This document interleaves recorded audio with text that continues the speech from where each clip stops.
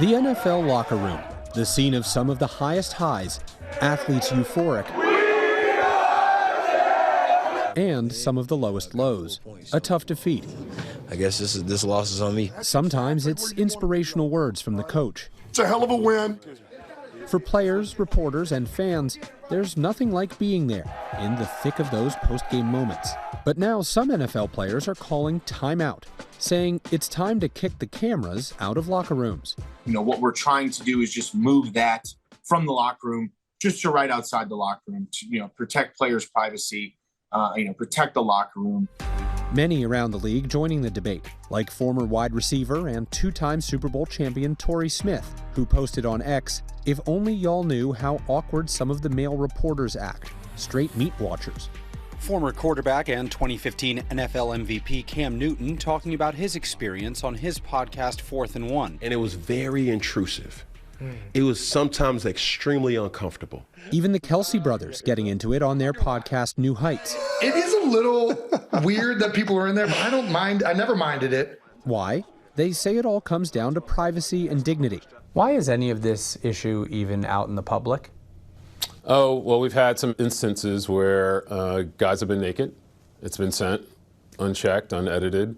We've had hot mics where things have been captured that were never meant to be captured. Just in terms of it being a professional engagement, I didn't show up here today with just a towel on, nor did you. Right. And so I think that's the same sort of level of respect our guys are looking for.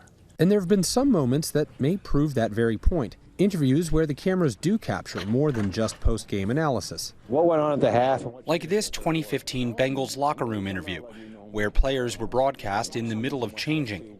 An NFL representative told ABC News NFL employees were terminated over this incident. But some reporters are pushing back. For any player to make a reference of being in the locker room seen as a meat market is disrespectful to all the reporters that are trying to do their jobs, male and female. Reporters that go in the locker room, they have a job to do. They want to talk about the game. I would get this question all the time. Why do you want to go in the locker room? And my answer was always, I don't want to go in the locker room. I have to go in the locker room. It is my workplace. So there's nothing glamorous or exciting about it.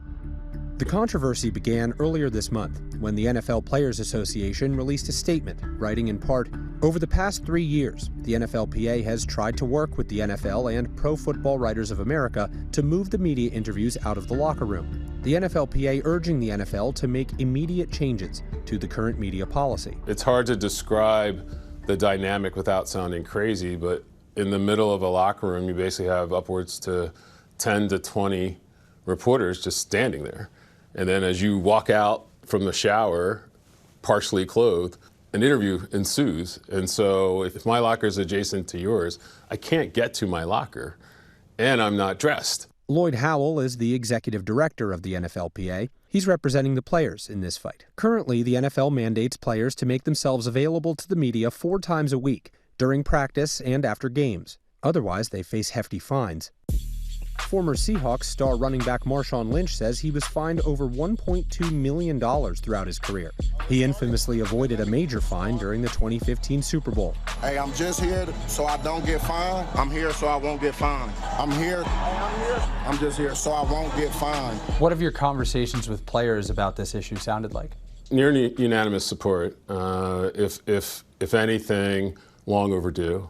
Today's athlete, whether it be for religious reasons, family reasons, aren't comfortable being naked with strangers with cameras and microphones milling about in the locker room. Huddle!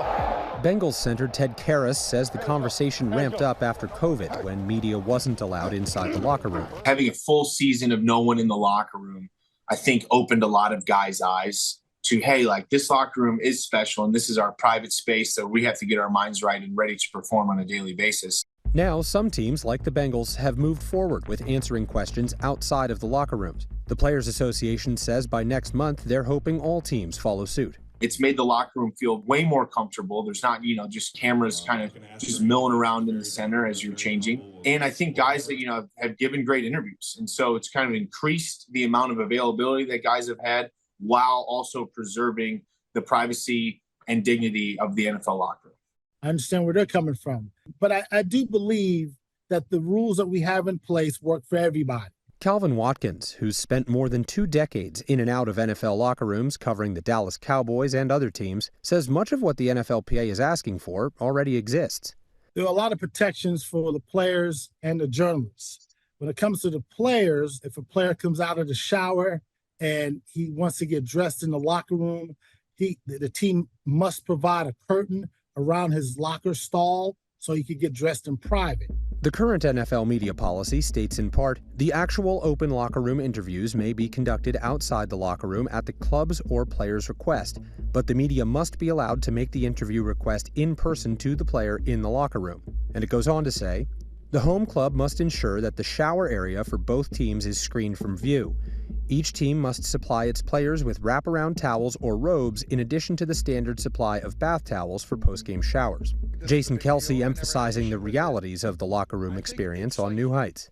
It's so easy to just not show your to everybody. Put a towel on or go into the bathroom that they aren't in. Like, they're not in the showers. What would your response be to those who might say, it doesn't seem like that big of a deal? Let me show up in your bathroom with cameras and microphones, and as you exit the shower, let's see how you feel.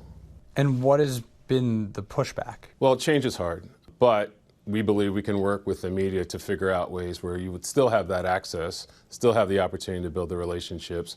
However, the guys will be decent and it can be done in a respectful manner. I really believe that the players want what's in the best interest, not only for themselves, but with us as well, because they want us to tell the best stories possible. They wear helmets. We can't see their face. They're gladiators, but they're human beings once they take these helmets off.